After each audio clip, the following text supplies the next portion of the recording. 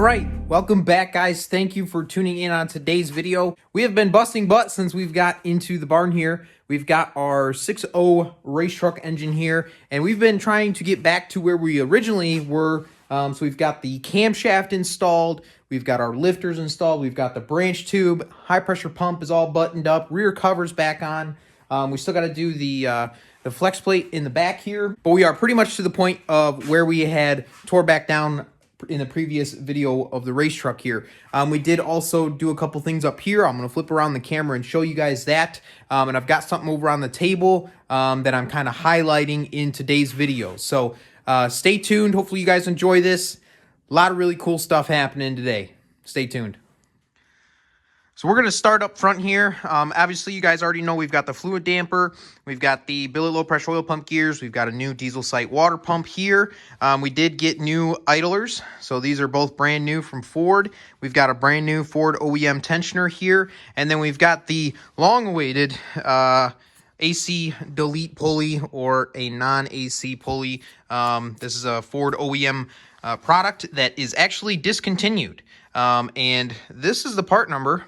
For those of you that need to know or need to get one, there's only a handful of dealerships out there that have one of these in stock. I think Holder Down or something. I believe they have some in stock as well. But there's the part number. Start calling around if you need to get one. What makes this video really cool is if you look down in here, we have a solid roller lifter setup here on the race truck now. So we went with the Jesel solid roller lifter, adjustable rocker arm setup that's available from KDD, Kill Devil Diesel. And so we've got our lifters installed, our solid roller lifters installed.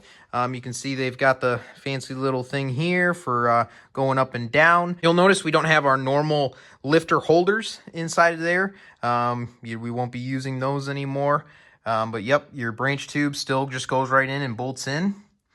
This is definitely a new experience for me. I've never installed a set of these before, but we're doing it here on the race truck. So then with that, you guys know that we pulled our camshaft out. We pulled our hydraulic lifters out.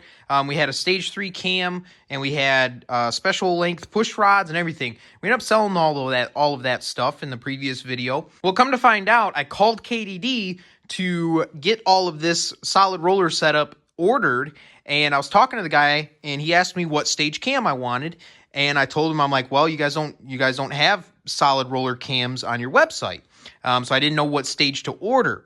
And it says in all of their camshaft stuff, it says specifically that they do custom grinding for solid roller setups. So under that assumption, I was talking to the guy, and he basically told me that the camshafts are exactly the same. They don't do anything different from a solid roller cam to a hydraulic camshaft. It's the same camshaft. So here we are again. I told him, well, I want a stage 3 camshaft then. So I got a stage 3 camshaft. We pressed the gear on, and I had somebody weld up the gear for me so that we don't have any gear walk coming off of the camshaft. But to save some trouble for some of you guys out there, KDD told me it's the same camshaft, even though on their website it says differently. Got our pedestals for our rocker arms here. We've got our valve bridges. We've got really nice hardware to hold everything down here. Just really nice stuff here. From what I understand, KDD and Jesel got together and developed this product for the 6.0s and the 6.4s, and I think even the 7.3s. It's pretty much all basically the same. But we've got our longer rocker arms here. We've got our shorter ones here. I mean, these pieces are just beautiful. Absolutely beautiful.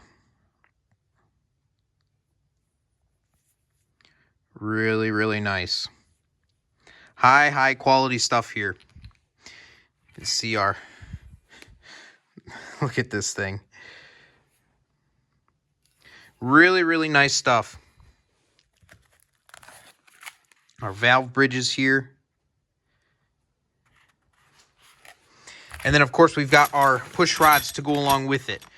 So there's all of our push rods to finish off the set here. So like I explained in the previous video, the only thing that I was worried about was going to be our rocker arms. I hear, and there's a rumor that the rocker arms start to fail somewhere around that 1,300 horsepower range. And typically it's the exhaust rocker, I guess, that fails first. And so we wanted to avoid that. Obviously, we've got so much money into this engine now that the last thing we wanted to do was have a rocker arm failure that takes out the whole engine. So for preventative maintenance and kind of overbuilding our setup, we went with the Jesel setup. This should, the next weak link at this point is the block, and which I hear is somewhere around 1,500 horsepower.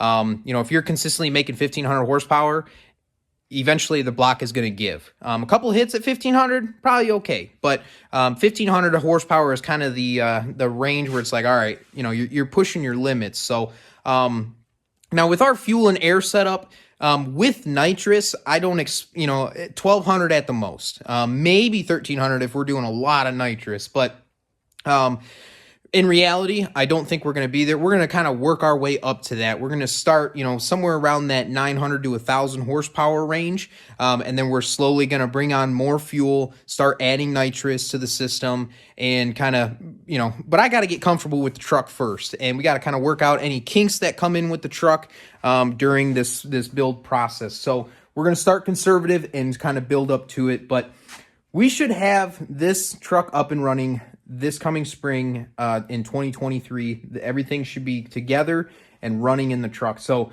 it's very, very exciting. Today, we are going to keep at it. We've got our heads set up right over here, and we're going to get those puppies cleaned up. We're going to get our block surface all prepped up and ready to go, and we're going to start making some serious headway here. We're going to get our heads on, get those torqued, and yeah, it's very exciting. Enough of the talking. Let's get to it.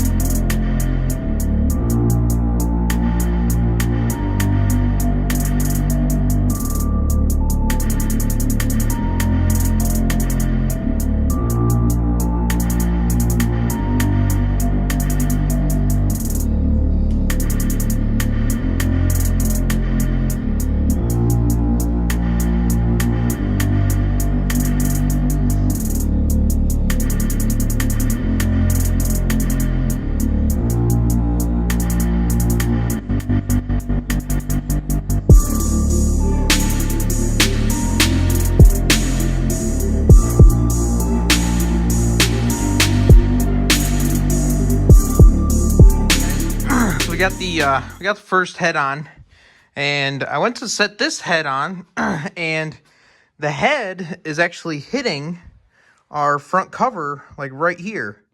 So, and you can notice, you know, like the front cover does stick out past our thermostat housing, like it's poorly cut by Ford, is my guess, because it's pretty even all the way around, but then right here it gets kind of a little bit thicker. So that's a first for me. I've never had that happen.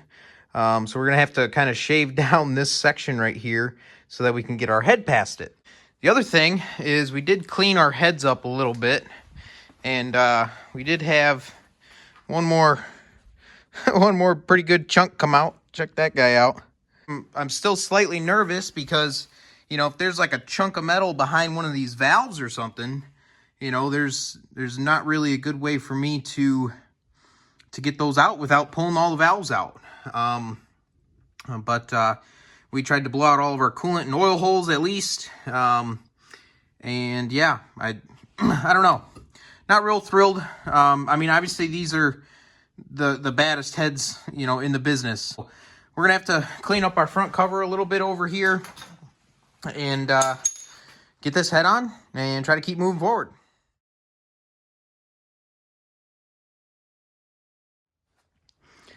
Okay, so we got the head down. Still had to kind of wiggle it to get it past. But, you know, in theory, could have pulled all of our studs out, set the head on first, and then put all of our studs in. But I always put the studs in first before I set the head on, because if I have a problem with a hole or a problem with a stud or, you know, whatever it may be, I want to do it before I set the head on. You know, if I need to do anything, I want to do it before I set the head on. So I always thread these studs in first, make sure that all the holes are good and ready to rip, set the head on. So just kind of interesting. It's the icon symbol ended up hitting this. You can see You know, I shaved that down quite a bit there. You know, it was sticking out. The casting on the front cover was sticking out kind of far. So, you know, probably, like, this is supposed to be flush, but I don't know. It's hard to say. Either way, it's on. And now we can grab our rocker boxes, get our seals on for that, and get ready to start torquing these puppies. So normally, at this point, you know, you would put your rocker arms in here, but since we're doing the Jesel setup, this piece from Jesel goes in here, and now we can go ahead and actually torque our heads down with this plate installed. We've got it done on both sides here, and so this is another cool feature of having Jesel, the Jesel roller rocker setup, is that we can torque our head down just like this, and then we install our rocker arms, push rods, valve bridges. So if we ever have an instance where we have a valve bridge issue or a rocker bridge issue or something along those lines, bent push rod, you can actually just go ahead and remove your rocker arm, which actually, you know, we have adjustable rocker arms, so we could loosen up the rocker arm, pull our push rod out.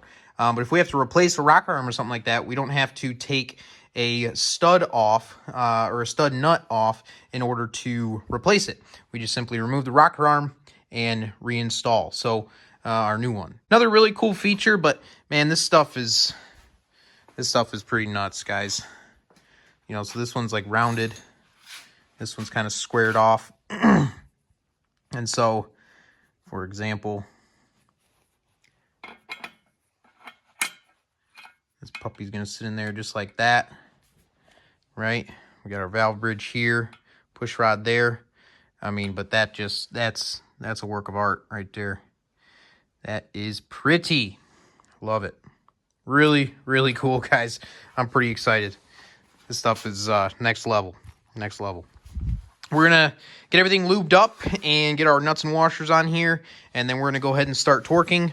Of course, we've got the 625s, so instead of finishing off at 210, we actually finish off at 265. So we go 90, 180, 265. Something that's kind of nice about the 625s is that they do come with the bolts for the top of the head as well. So that's pretty sweet. They come with these little boogers, some washers as well. So we're going to get all this stuff lubricated with ARP and get to torquing.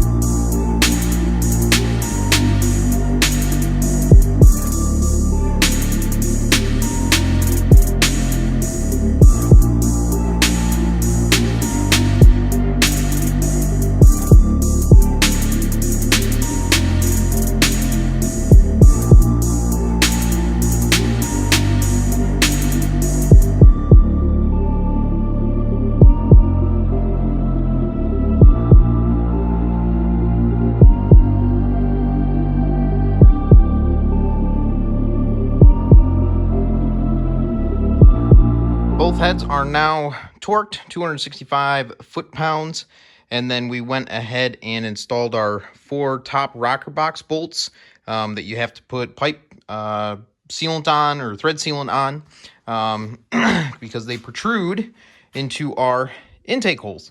All right, guys, that's going to wrap up today's video. Thank you for tuning in. We've got the heads on, we've got them torqued, and if you look here, I've been kind of playing around a little bit. We've got some rocker arms on there, we've got some push rods and valve bridges in. So in the next video, I'm going to go over some of that stuff, and we are one step closer to this starting to look like a Cummins or even a Duramax. But anyway, we're going to have to adjust our valves on our 6.0 Powerstroke engine here. And that's going to be in the next video. We've also got some really cool valve covers that we're going to be putting together here, along with some other really cool stuff. We've done some work up front on the race truck. We've got a power steering reservoir sitting over there. So a lot of really cool stuff coming. Race truck's moving right along now. Thank you again for watching the video, guys. If you are not subscribed, please subscribe, drop a comment, hit the like button.